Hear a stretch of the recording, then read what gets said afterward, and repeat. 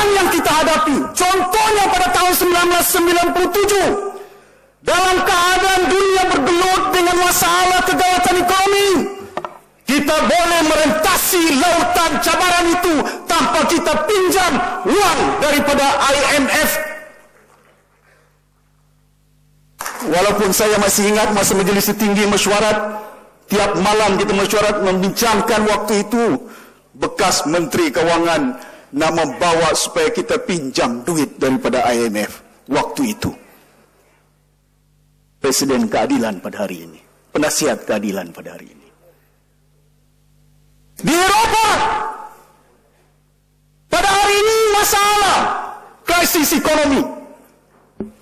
Mereka memerlukan 1,3 triliun euro dollar. Di Itali, hampir 750 bilion euro dollar memerlukan untuk mereka melepaskan daripada belenggu ekonomi yang ada. Credible government Malaysia dalam masalah gawat ekonomi 97, kita berupaya menangani, alhamdulillah, dengan kudrat pertolongan Allah Subhanahu wa taala. Pada hari ini kita juga bergelut dengan masalah ekonomi dunia.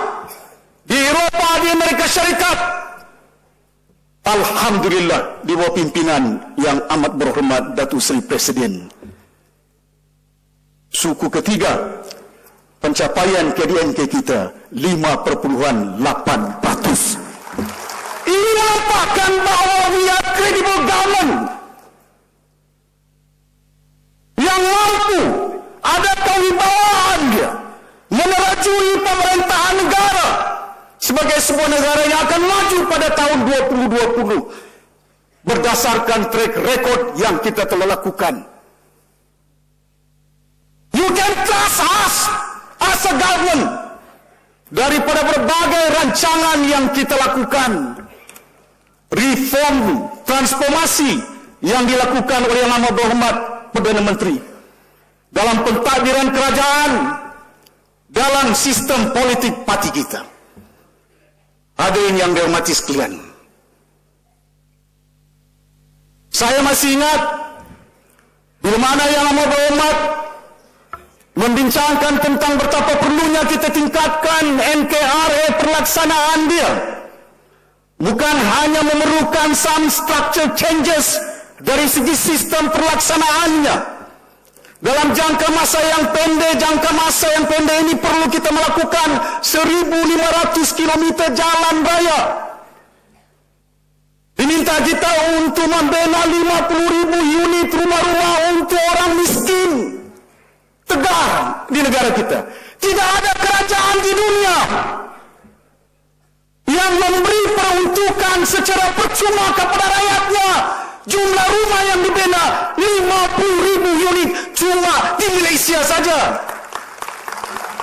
Tahun lalu kita bina 16.387 unit rumah untuk orang miskin. Ini bukan ciptaan, dah ada rekodnya. Tak percaya saya pamerkan di bawah bangunan PWTC ini di negeri-negeri yang kita dah bina rumah-rumah PPRT. Tahun ini kita bina, Yang Amat Berhormat Datuk Seri minta supaya 9.186 unit rumah. Kita capai 9.886 unit rumah kita bina. Reform, transformasi yang dilakukan dalam structure changes pelaksanaan projek. Di Sarawak contohnya, sepatutnya kita bina jalan yang kosnya menelan belanja lebih daripada 200 juta di Bakalang.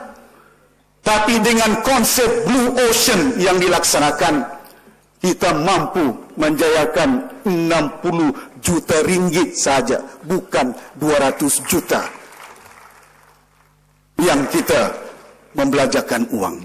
Itu di antara pendekatan yang kita laksanakan. Saya katakan bahawa kita mampu memenangi pilihan raya ke-13 dengan kemenangan, insyaAllah, dengan kudrat Allah Subhanahu wa taala. Satu cerita. Pada tahun 1967, walaupun kita dikatakan zalim, tahun 1967, pakcik saya, Imam Haji Usbah bin Imam Maulana. Cuma saya yang bukan imam saja. Bertolak dari Semporna, naik haji tahun 1967. Datuk Pengurus Sittap. Naik kapal sampai ke Mekah 9 bulan. Bila sampai di Jeddah, naik unta ke Mekah. Bila sampai di Mekah, tidur di kemah-kemah. Bila sampai makan, dihidangkan daging unta. Hari ini, jamaah kita bertolak dari Kuala Lumpur tidak sampai 9 jam, bukan 9 bulan.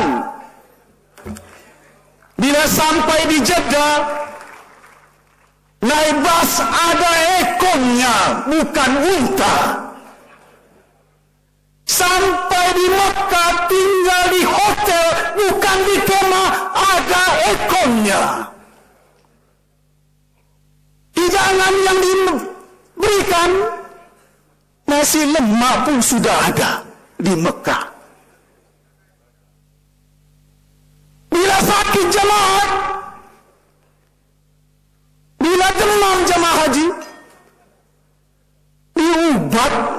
ubatnya pun subsidi. Itu pun yang naik haji puak-puak pas, yang mengatakan kerajaan ini zalim, yang masuk dalam tubuh badan itu. Takkan umat tak nampak. La haula wala quwata. Astaghfirullah.